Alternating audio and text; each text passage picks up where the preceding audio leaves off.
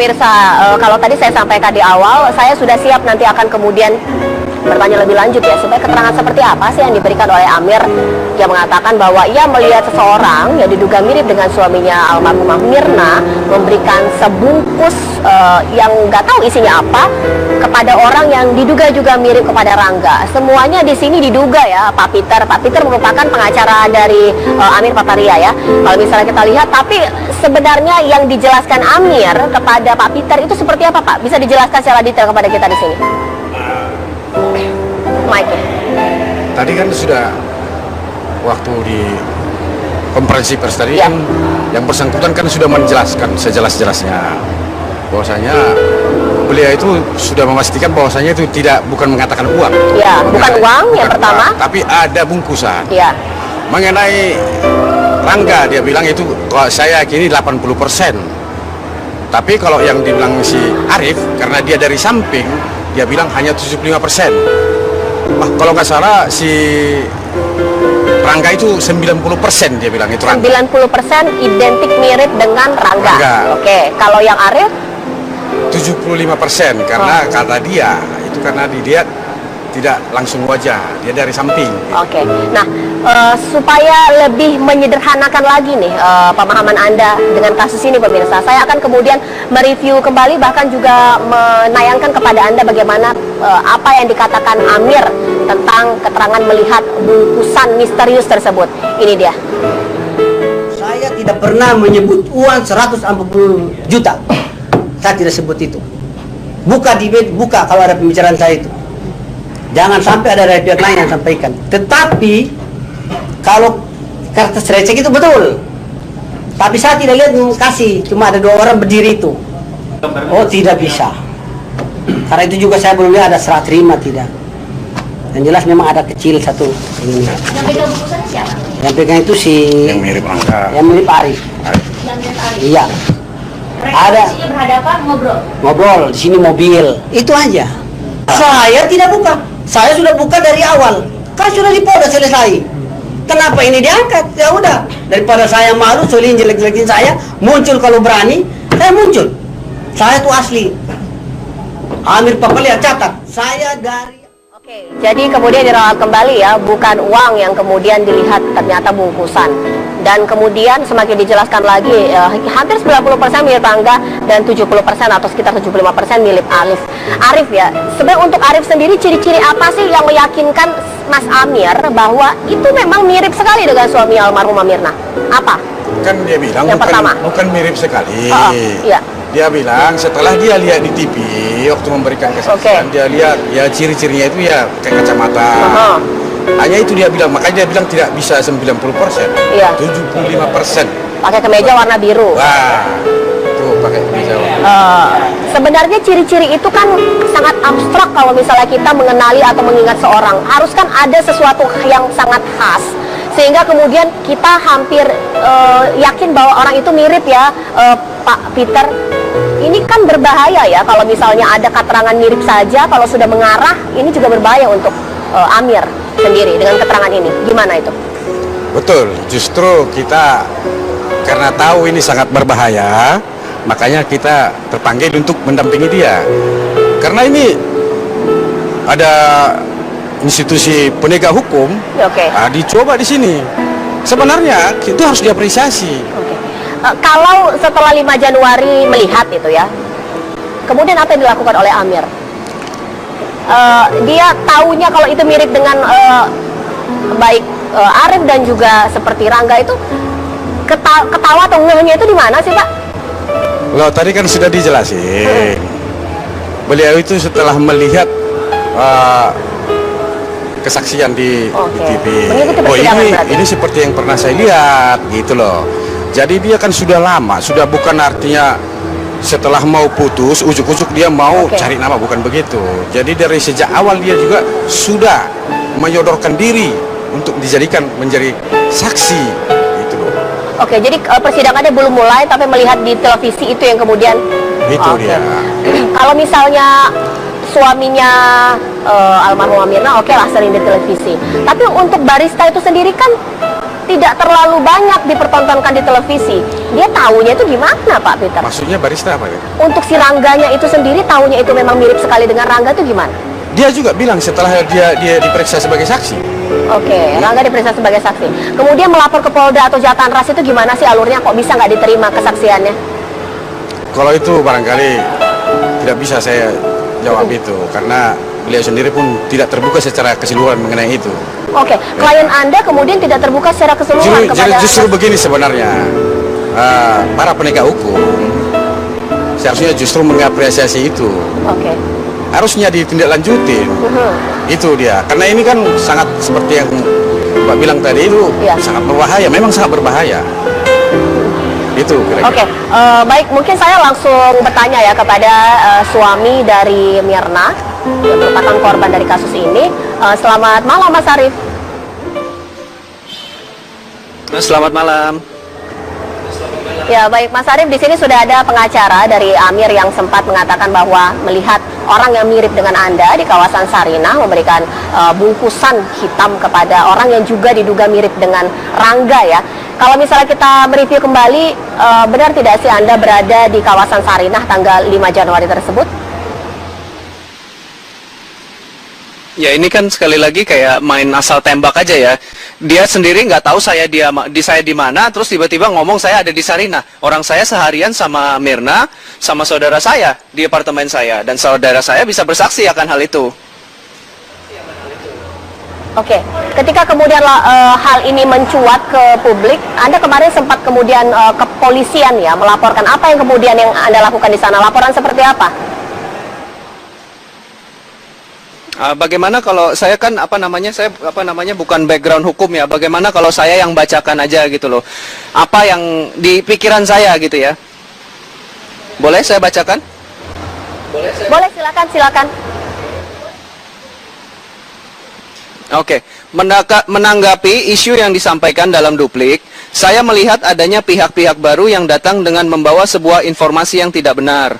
Masyarakat dapat menilai sendiri bagaimana bisa informasi yang datang dan dibacakan dalam duplik beberapa hari yang lalu dapat dijadikan sebuah informasi yang pada kenyataannya Amir sendiri mengatakan bahwa dia tidak yakin bahwa yang dia lihat adalah saya dan Rangga. Menjadi sebuah pertimbangan pun rasanya tidak pantas. Saya kemudian mempertanyakan, kenapa Amir tidak dihadirkan menjadi saksi dalam persidangan? Ataupun dihadirkan sebagai saksi tambahan dalam persidangan? Apakah ini merupakan strategi baru yang sengaja dipaparkan beberapa hari sebelum putusan? Hal aneh lainnya adalah, ketika Amir mengatakan berani bilang yang naruh racun adalah Rangga, karena tanggal 5 Januari saya sempat melihat Rangga bersama Arief. Bagaimana bisa pada keterangan sebelumnya, Amir mengatakan tidak yakin bahwa yang dilihat adalah Rangga dan saya, namun di pernyataan lain dia memastikan bahwa yang dilihat adalah benar Rangga. Ketidakkonsistenan Amir dalam memberi pernyataan menjadi tanda tanya. Poin penting yang saya mau sampaikan adalah menjelang hari putusan yang akan dibacakan oleh Yang Mulia Majelis Hakim, saya memaklumkan adanya isu-isu baru yang dibuat-buat. Namun kami tidak akan teralihkan perhatian dan fokusnya. Kami juga percaya bahwa Yang Mulia Majelis Hakim juga tidak akan terpengaruh dengan isu-isu yang sengaja dibuat-buat menjelang agenda putusan.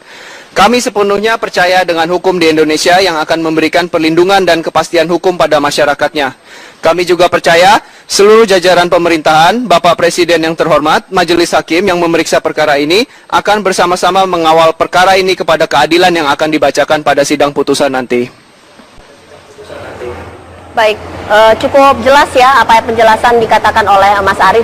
Tapi satu pertanyaan saja kemudian semakin menegaskan ini Mas Arief. Pernah bertemu tidak sebelumnya dengan Rangga sebelum Mirna ke Cafe Olivier atau tanggal 6 Januari tersebut?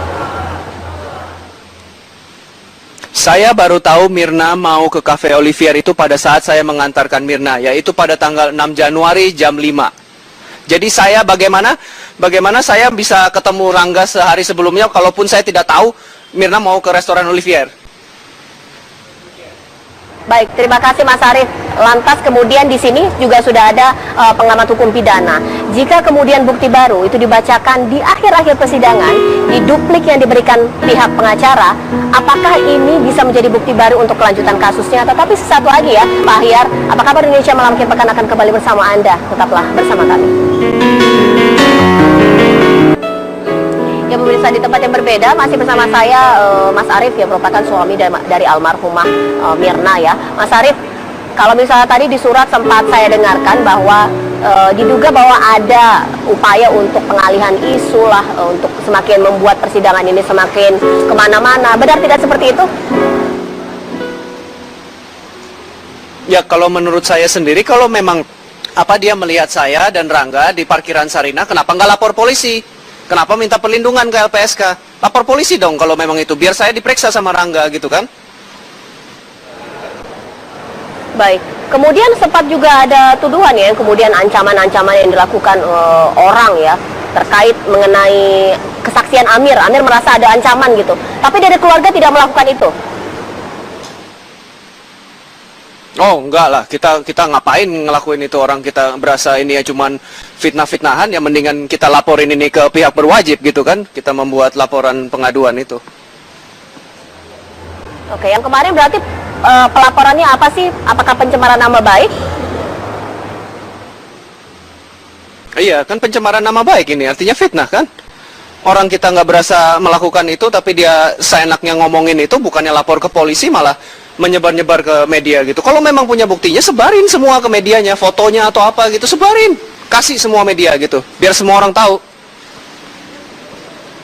Oke, mungkin saya kemudian langsung ke kuasa hukum. Begini Pak Peter, kalau keterangan doang, apalagi kemudian ini sudah menjurus ke arah yang itu membahayakan, bahkan ada tudingan, ada grand design, ada titipan, pengalihan isu. Gimana nih? Saya pikir kalau itu sangat tipis kemungkinannya untuk ada penitipan ya. Karena itu kan seperti tadi kita bilang, itu kan sangat berbahaya. Nah, mengenai dia laporan ke Polda ya, mengenai pencemaran nama baik dia bilang, atau fitnah, itu sebenarnya harus dia terbukti dulu dia. Nanti kalau dia laporan siapa ini benar, bagaimana? Iya kan? Nah, itu baru tuduhan dia terbukti fitnah. Tapi kalau nggak benar baru keterangan dari itu, informasi dari Amir ini kan dibuka oleh pihak pengacara. Ketemunya pihak pengacara dengan Amir itu kayak gimana sih? nah, kalau itu bebas saja kalau masalah ketemu di mana gitu. Oke. Tapi berarti apakah Amir kemudian memberikan informasi kepada pihak pengacara Jessica atau gimana? Karena kita kemudian tanda tanya. Ya, itu informasi kan sudah kita buka tadi semua di media. Nggak sembunyi-sembunyi kan gitu. Semua media konferensi pers kita tadi buka semua. Tapi ada data yang mendukung nggak? Justru karena ini kan ini sebenarnya informasi ini yang harusnya ditindaklanjuti. Apresiasi bukan masalah semua membuat satu interpretasi yang mengambang. Justru ini harus disambut baik loh. Oke. Nah, saya juga kemudian dari sudut hukum pidana ya di sini Pak Hayar. Ketika kemudian di akhir-akhir diduplik ada informasi. Kalau tadi sempat mengatakan bukti baru, tapi ternyata ini merupakan informasi karena tidak ada data atau juga tidak ada bukti yang melihat ataupun juga mendukung ya. Bisa tidak izin menjadi tindak lanjut yang dilakukan hakim untuk kasus kopi sianida ini, Pak Ahyar? Itu yang saya katakan tadi. Sebelum tanggal 27, kan kemarin hari Kamis hakim sudah mengatakan bahwa dia akan keputusan tanggal 27. Ya. Kalau menurut saya, hakim informasi kan sudah disampaikan oleh pihak penasihat hukum, bahkan juga Jessica sendiri. Kalau karena ditetapkan tanggal 27 sebagai keputusan oleh hakim, saya berpendapat bahwa hakim tidak menganggap tidak perlu dihadirkan orang ini diperiksa sebagai saksi. Kan begitu. Nah, kalau sebelum tanggal 27 nanti atau tanggal 27 tidak tertutup juga kemungkinan hakim menunda keputusan. Kalau hakim berpendapat perlu didengar keterangan informasi ini, barulah nanti dia dijadikan saksi. Kalau sekarang saya belum bisa mengkategorikan ini hanya saya meletakkan informasi. Apakah dijadikan saksi nanti tentu kan adalah di pengadilan. Maksudnya saksi di sini adalah yang memenuhi persyaratan pasal 184. UHAP itu orang yang melihat, mendengar, mengalami sendiri. Nah, perlu tidak oleh hakim. Nah, kalaupun tidak, hakim nanti tentu akan langsung. Karena ini kan masuknya informasi ini di ujung nih, ketika duplik. Tahapan pembuktian sudah liwat, malahan sudah liwat 4 tahap sebenarnya. Setelah pembuktian itu adalah pledoi tuntutan dari jaksa penuntut umum, kemudian requisitor oleh penuntut umum, kemudian ada pledoi pembelaan oleh penasihat hukum, kemudian ada replik oleh jaksa penuntut umum, kemudian duplik. Udah ada 4 tahapan yang liwat sebetulnya. sehingga ini tahap putusan. Nah, ini yang saya ingin juga lihat nanti, bagaimana hakim menyikapi ini. Apakah perlu dihadirkan, dia buka lagi, juga tidak ada salah kalau menurut dia penting.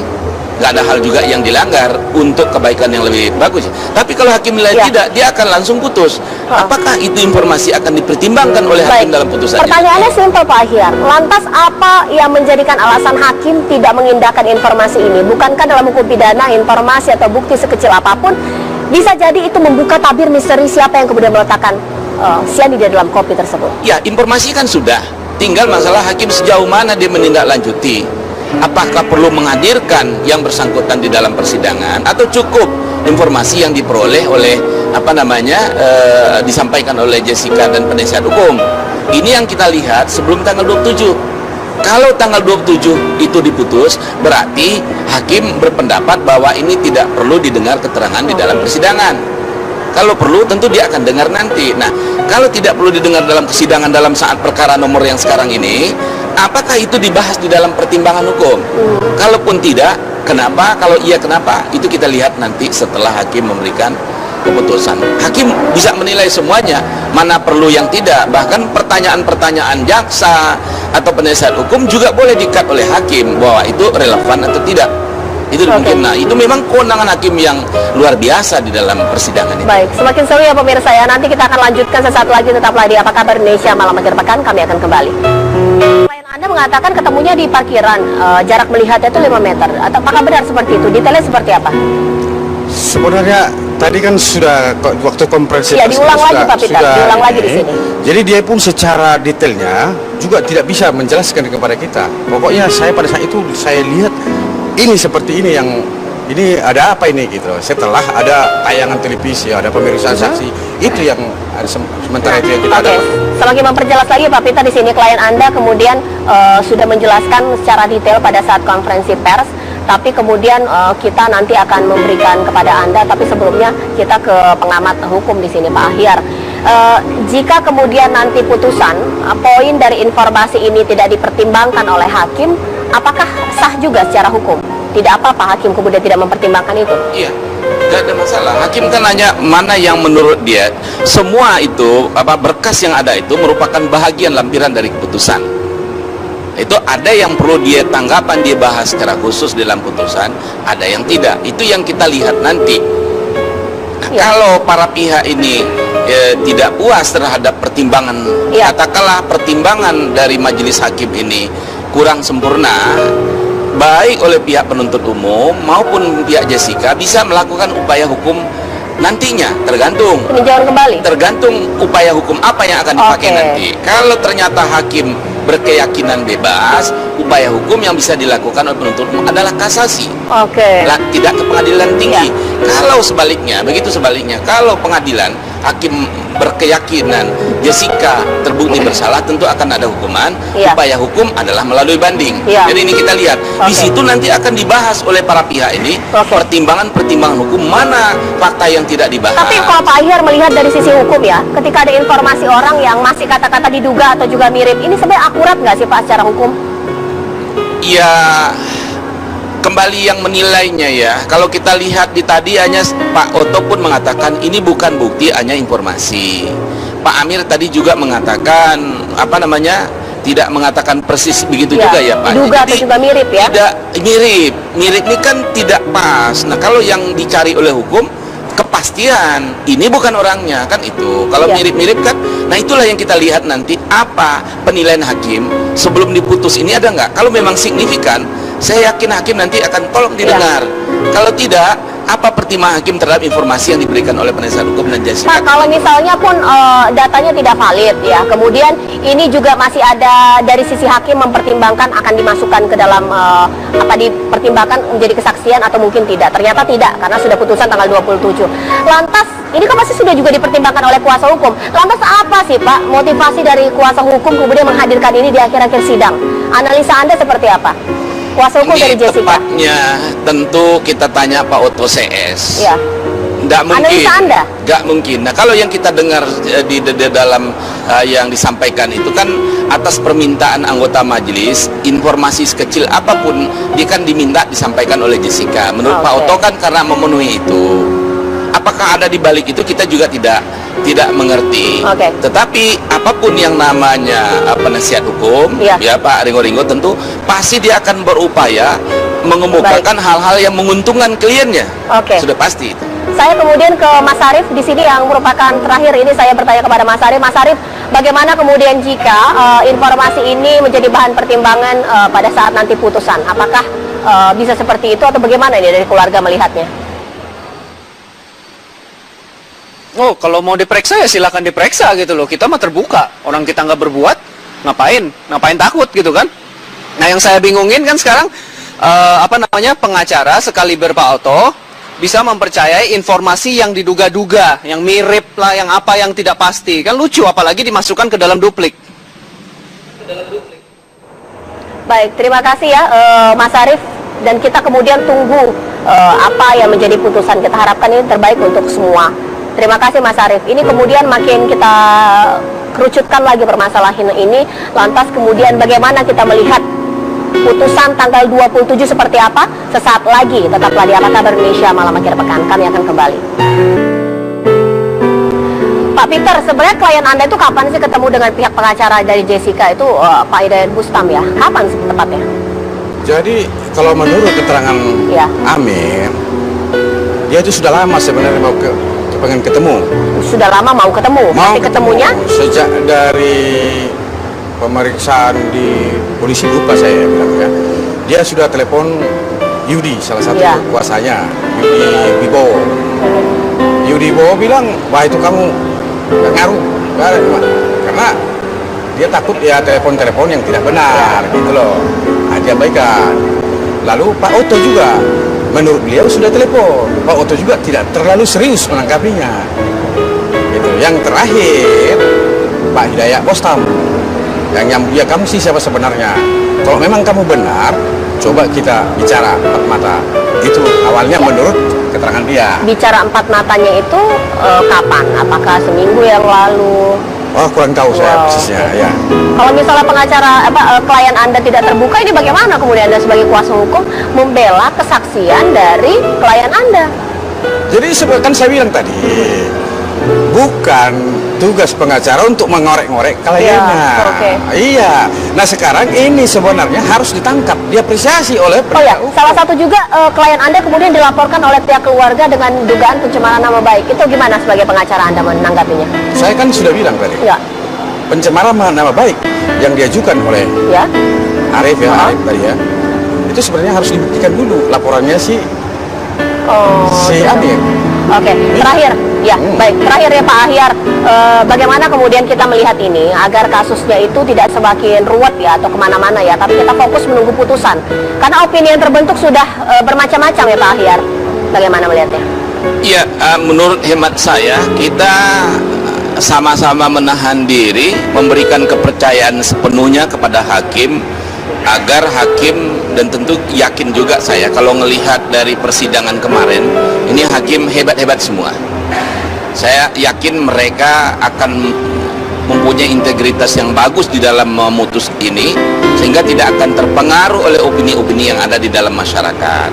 Nah, kita untuk membendung opini yang ada dalam masyarakat kan juga sulit juga, Ya. karena ada juga hak kebebasan orang untuk berbicara, sepanjang hal-hal itu yang tentu yang positif lah tentunya. Baik. Ya, dalam pembangunan hukum kita, penegakan hukum kita. Baik, terima kasih Pak Ahyar, terima kasih juga Pak Peter, dan kita juga tadi sudah mencoba pemirsa untuk menghubungi pihak pengacara dari Jessica Kumalo Wongso, namun ternyata belum berhasil. Tapi apapun itu kita tunggu ya, 5 hari menjelang putusan, kita akan menunggu bagaimana kemudian hakim bekerja untuk membuka tabir misteri kasus tersebut. Tapi saya Cica Anissa menutup Apa Kabar Indonesia Malam Akhir Pekan, dan sesaat lagi Anda dapat menyaksikan One Pride MMA. Terima kasih, sampai jumpa.